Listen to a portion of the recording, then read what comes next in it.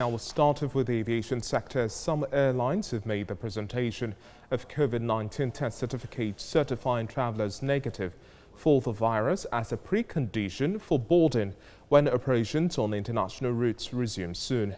According to the airlines, the test certificates must be obtained 72 hours before the flight, or else an errant traveler will not be allowed to board the flight.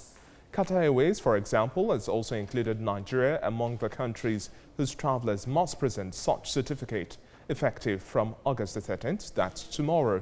Qatar Airways will be requiring passengers traveling from specific airports in the countries enlisted to present a negative COVID-19 medical test result when checking in. However, now the Minister of Aviation, Senator Hadi Sirika, had last month rejected the October the 15th date fixed for the resumption of international flights by the Nigerian Civil Aviation Authority, saying flights may resume even before October. Well, joining me now live in our Lagos studio to discuss this development and much more, I have Baba Yusuf, the Chief Executive Officer of Global Investment and Trade Company. Good to have you on the Breakfast Show today. Thank you for having me. Now, talking about this new criteria now where travelers have to present the COVID-19 test results negative, how does this report come to you, and they're looking at a time frame, 72 hours before boarding? Thank you. First of all, this is expected. We all agree that things will never be the same again post-COVID-19. That is why we call it the new normal. And if we need to activate air travel or reactivate the air travel, and then the protocols are there for the safety of travelers and to contain the spread of the pandemic. So this is expected. The International Air Travel Association rolled out some criteria for the reactivation of the international air travel to ensure that the tests take place in a way and manner that does not constitute a barrier, economic or travel barrier for the passengers, one of which is speed, accuracy is another one, the costs of the test itself, and the scalability at the airports for the test. Now, the question about the 72-hour window is how you look at the cup, whether half full or half empty. It has to do possibly with the capacity of the countries that are reactivating their travel, or the protocol set by the airlines also in admitting passengers. According to IATA and ICAO, 24 hours is the timeline that is targeted for the tests, either for incoming or outbound passengers. In this particular case, for 72 hours, depends on the country that is considered high risk.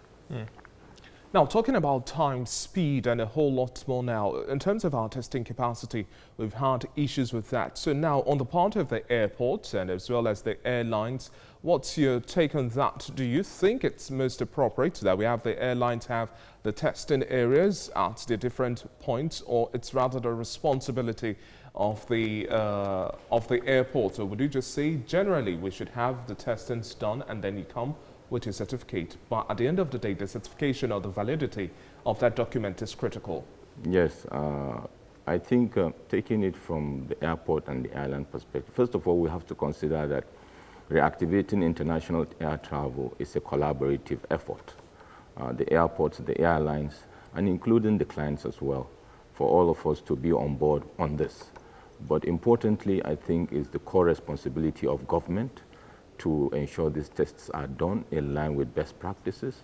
We also are aware that the airlines have been proactive in some cases to consider some designated testing centers that are accredited, by government and also cleared by the agents and by the airlines to conduct these tests, so that the certificates will be acceptable, not that people will just come with test results from, all manner of places and expect to be allowed to fly.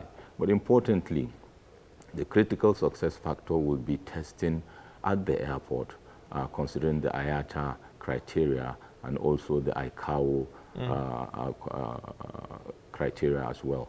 talking about building our capacity for testing at this point in time now, and then the validity of tests, what should be the way to go in terms of improved coordination from the part of airlines as well as the airports authority? Thank you.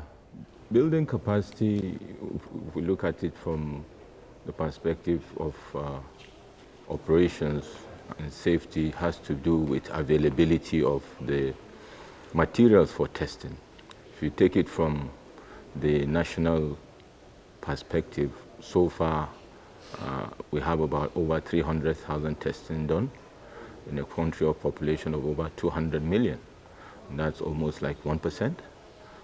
So far, that is not such an encouraging, information. But that also should be what should trigger or accelerate our actions to ensure availability of these test kits and test capabilities. And coming back to the aviation, like I said earlier, is about collaboration.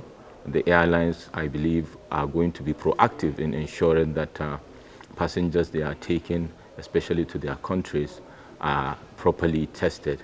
Emirates Airline became the first airline this week to do on-site testing, achieving 10 minutes timeline to get results. I believe that will be improved, and possibly Nigeria will learn from that.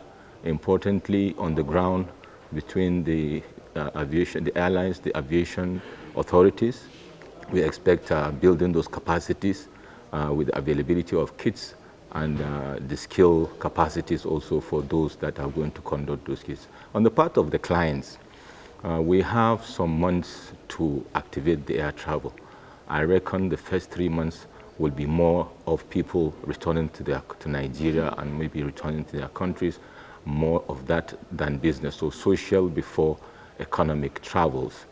I expect that government and all stakeholders will use that opportunity to perfect, if you like, the processes and the capacities and the accuracy of this test going forward, because that is going to be a key determinant of how we are accepted elsewhere around the world, in business, in social settings and activities. Okay, now, talking about how optimistic you are in terms of the opening of our airspace now for international travels. We've seen taking cues from British Airways, Emirates, and a whole lot more activities have been intensified to see that we have resumption of international flights. But coming back home now, do you think the timeline of October, September, or even November might be feasible at this point in time, going by our level of preparedness? From a project management perspective and from an operations perspective, the earlier we activate the process of opening the international airspace, the better. There will be the baby steps, if you like. There will be, one or two missteps here and there that can be perfected, because even though the international airspace is opened, we don't expect huge activity in the first few months. So we use that to perfect the process and the operation so that when we come back full on stream, we are good to go, will be accepted everywhere, and also the passengers coming or foreigners coming into this country will not import the pandemic. Okay, thank you very much for your time on the Breakfast Show today, Baba Yusuf, and hopefully government and other key stakeholders take cues from all of these mentioned. Thank you for having me.